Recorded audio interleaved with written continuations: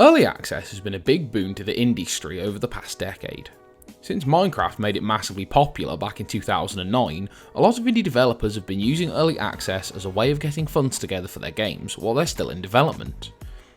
Of course, the model isn't without its downsides. If a game is released into early access, its fans can have forgotten about it by the time it actually releases. On top of that, certain games have managed to release so early that they've entirely ruined their first impressions, making a game that would have seemed great as a finished product come across as janky, weird and empty. It's difficult as both an indie developer and a consumer to know when it's a wise move to go for early access. I'm Will with Clickist, and today we're talking early access.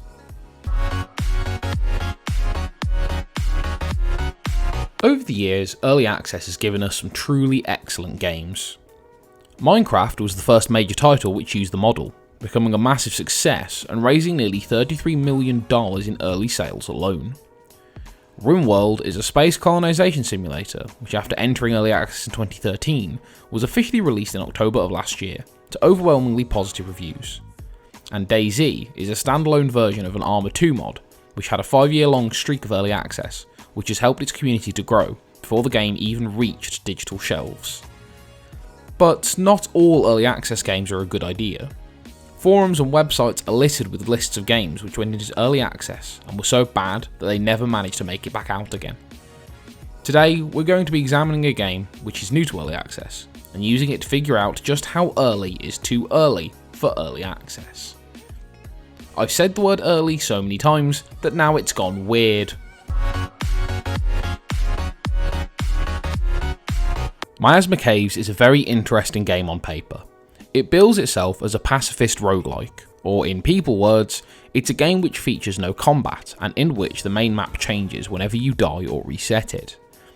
We're just going to pretend that the term roguelite doesn't exist because the definition of said term is so loose that it makes my nose bleed. In Miasma Caves, you spend your time exploring a deep cave system, finding ancient treasures to sell for profit. As you get more money, you buy more gear and delve even further into the cave, discovering even more riches as your town above ground develops. At least, all of that is supposed to happen, but frankly not a lot of it does.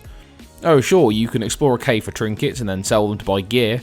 Hell, you can even save up your money to upgrade your town.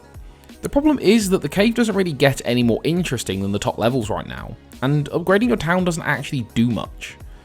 Also, periodically you'll either fall through the floor forever, or all of your equipment will mysteriously disappear, never to be seen again.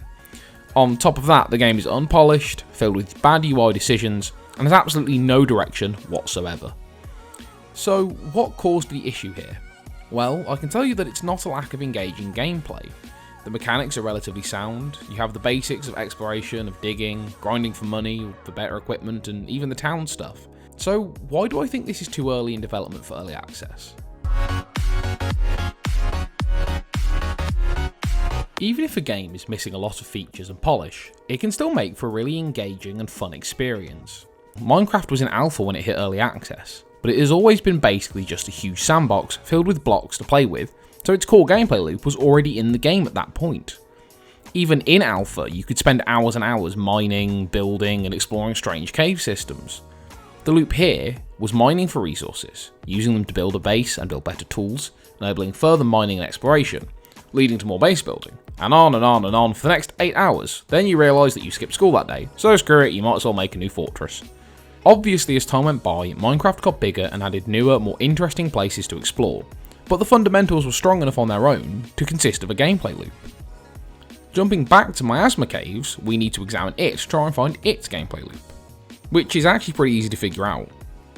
The main crux of the game is exploring the cave system to try and find treasures, in many ways similar to Minecraft. Each time you go into the cave, you can find relics which can be sold above ground, enabling you to buy better equipment, which allows for further exploration of the cave. That right there sure sounds like a gameplay loop, right? Well, yes, it seems like one, but that doesn't mean it actually functions properly as one. In this case, the loop breaks down when you return to the surface. You see, while it's actually pretty fun to explore the caves, doing so doesn't actually net you anything. Sure, you can spend hours spelunking and all you're going to get out of it is money so that you can keep spelunking, just slightly easier. Really, there's nothing to work towards at all. pretty quickly the second half of this loop stops spitting anything out. Ideally, what is needed here, and judging by some of these menus, the features are probably planned for the future, is a purpose for your items. You can collect different types of treasure, but in practice the only difference between most of them is how much you can sell them for. There's no option to catalogue or display these treasures, nowhere to store excess equipment, and really not a whole lot of anything going on above ground at all. Obviously, the easiest defense for this is that the game is in early access and will be tweaked and perfected over time. Now, that's a defense which technically makes sense, but I'm not here trying to say that the game shouldn't be in early access. I'm just saying that it shouldn't be in early access yet. Miasma Caves certainly shows signs of potential. The concept of a pacifist game where your main goal is exploration and cataloguing artifacts is interesting, and at least is more unique than if the game had been about collecting resources to craft stuff. The problem is that this game currently has little to no substance, and a gameplay loop that is fundamentally flawed.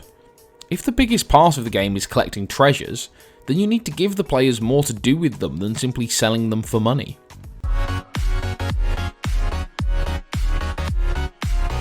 At the end of the day, the only person who has suffered from the decision for this game to go into early access is the developer.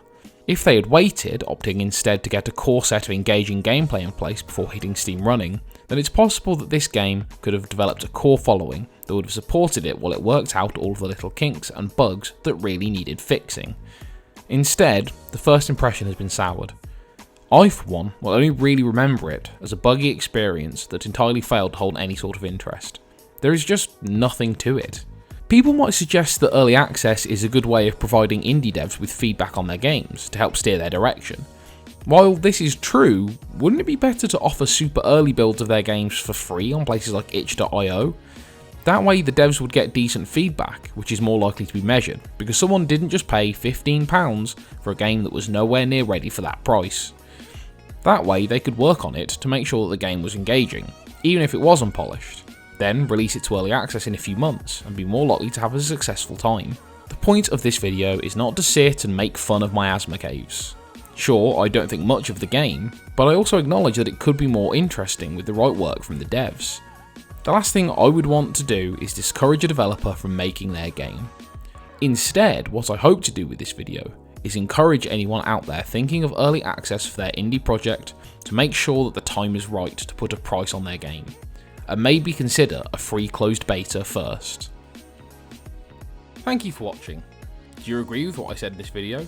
If not, can you tell me why? If you enjoyed the video, please subscribe, and if you want more of my work, please feel free to check out my channel.